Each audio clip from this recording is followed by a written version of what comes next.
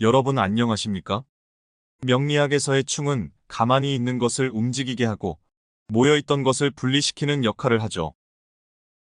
이러한 작용은 부정적으로 보일 수도 있지만 시작이나 충전, 개척 등 생산적인 역할을 할 수도 있는데요. 결국 충은 변화를 일으키는 힘으로 작용해서 새로운 가능성을 열어줄 수 있습니다. 오늘의 영상은 사해충의 의미에 이어 사해충에 생기는 일에 대해서 알아보겠습니다. 사해충은 수화의 싸움이죠. 두 기운의 대립은 손에 잡히지 않는 것들이므로 정신적인 의미가 강하다고 볼 수 있습니다. 수화의 충돌은 자오충과 같은 의미인데요. 원국에서 형성되거나 운에서 강하게 형성되면 정신적으로 겪는 변화와 변동이 많다고 할 수 있습니다. 사해충의 사는 오행으로는 불에 배속되죠.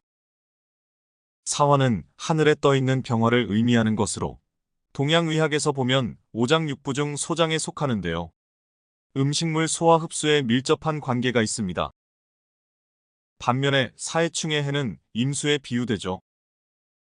오장육부로 보면 방광에 속하기에 몸에서 불필요한 수분들을 배출하는 역할을 하는데요. 역마의 글자이고 생지충이라고도 해서 생기 있고 혈기왕성한 활동력이 강한 기운을 의미합니다. 그래서 호기심과 모험심도 많아 오히려 해를 입힐 수도 있습니다. 사화는 양력 5월이고 해수는 11월을 상징하죠. 여름의 초입과 겨울의 초입을 의미하는데요. 사해충은 오래도록 길고 끈질긴 싸움을 의미합니다. 사해충의 사화와 해수는 둘 다 양의 글자로 사화의 지장간에는 무토, 병화, 경금이 있고 해수 지장간에는 무토, 간목, 임수가 있는데요. 둘 다 무토가 같이 들어있기에 서로에게는 별 관심이 없을 겁니다. 그러나 병화와 임수는 병임충을 이루고 경금과 간목도 갑경충을 이루죠. 서로에게 극을 하고 손상을 입히고 생해주기도 하는 등 이런 현상들이 반복으로 이뤄지는데요. 이렇게 지장간 내에서는 요동을 치지만 사주 원국은 그 구성에 따라 기흉이 나뉘어집니다. 사해충이 부정적으로 작용하면 쓸쓸해지고 고독해지면서 이동수는 많아지고 정서적으로 불안정하며 뇌에 관련된 신경장애라던가 뇌에 관련된 질환을 겪을 수도 있습니다. 사해충은 인신충과 함께 역마충이죠. 행동과 활동성에 있어 충을 받기 때문에 변화나 변동, 그리고 사건, 사고가 많이 일어나는데요. 사주 원국 구성에 따라 달라지겠지만 기본적으로 부서 이동이나 이직, 전근, 주거 변동, 해외 왕래 등 육친 관계 안에서도 사별이나 이별, 결별 등을 겪을 수 있습니다. 지지충의 작용력은 일지가 가장 강하고 월주, 연주, 시주의 순으로 충의 작용력이 줄어든다고 볼 수 있죠. 지지충이 발생하면 일단 내 주위의 육친을 가장 먼저 보는 게 바람직합니다. 일시지가 충하면 자녀나 배우자가 아프거나 다칠 수 있고 일지가 운에서 충을 하면 배우자와의 다툼, 갈등, 마찰이 있거나 건강상으로 문제가 있을 수 있습니다. 대운이나 세운이 월지와 충을 하면 직장이동이나 전직, 주거이사 등이 발생할 수 있죠. 또 시지와 충을 하면 자녀 문제로 걱정할 일이 생기며 연지와 충을 하면 조부모와 조상의 일에 관여하는 일이 발생할 수 있고 조부모님에게 변고가 있거나 집안에 해결해야 할 일들이 발생합니다. 지지충은 느리지만 매우 강력하죠. 이것은 빠르지만 약하게 작용하는 천간극과는 다른데요. 지지충은 일지에 있는 흉신을 충할 때는 길신으로 변신하여 길하게 되기도 하지만 일지의 길신을 충할 때는 오히려 좋은 기운을 소멸시키기에 흉해지는 것입니다. 또 충과 합이 만나면 충의 작용력은 떨어지고 충은 지지간에 가까울수록 작용력이 강하게 일어나며 멀수록 약하다고 보아야 합니다.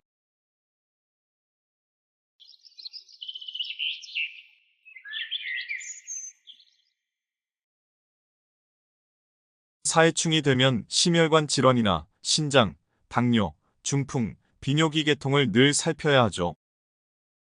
주위의 사사로운 일에는 신경을 쓰지 않는 게 좋은데요.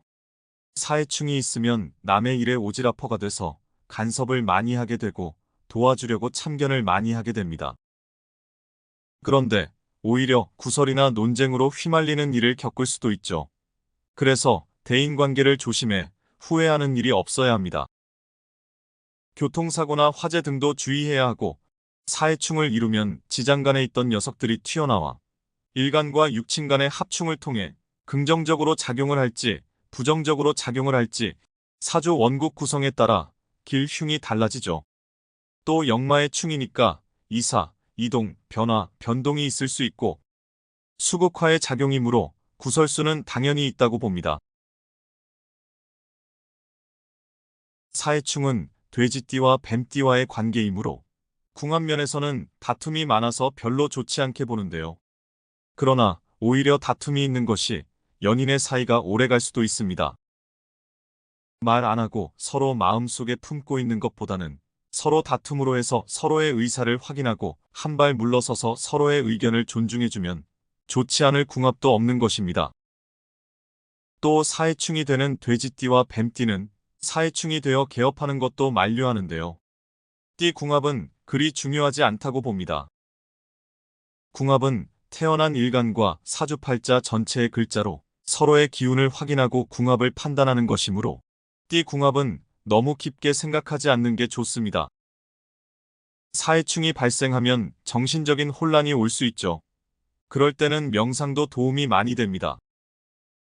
처음에는 작게 시작해서 소소한 득을 볼 수도 있지만 뒤로 갈수록 변덕이나 변심으로 인해 벌렸던 일에 손해를 볼 수도 있기 때문에 사해충이 작용할 때에는 각별히 유의해야 합니다. 사해충이 원국에 구성되어 있다면 굉장히 바쁘고 부지런한 사람이죠. 돌아다니는 것을 좋아하던가 자주 이동하는 일을 한다던가 해외를 왕래하는 일을 할 수 있습니다. 사해충은 오히려 움직이지 않고 집에 있으면 몸이 아프고 정신적인 공황장애나 신경쇠약 등을 겪을 수도 있고 또 우울증이나 정서불안으로 판단력이 흐려지며 믿음이 부족한 사람이 되기 쉽습니다.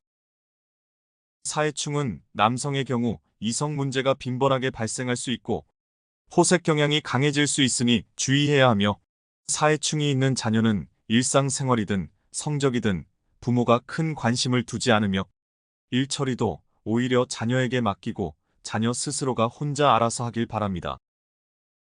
사해충이 대운에 있으면 학창시절에 고생할 수는 있지만 자신의 인생에 있어 가장 큰 발전을 이루기도 하는 시기입니다.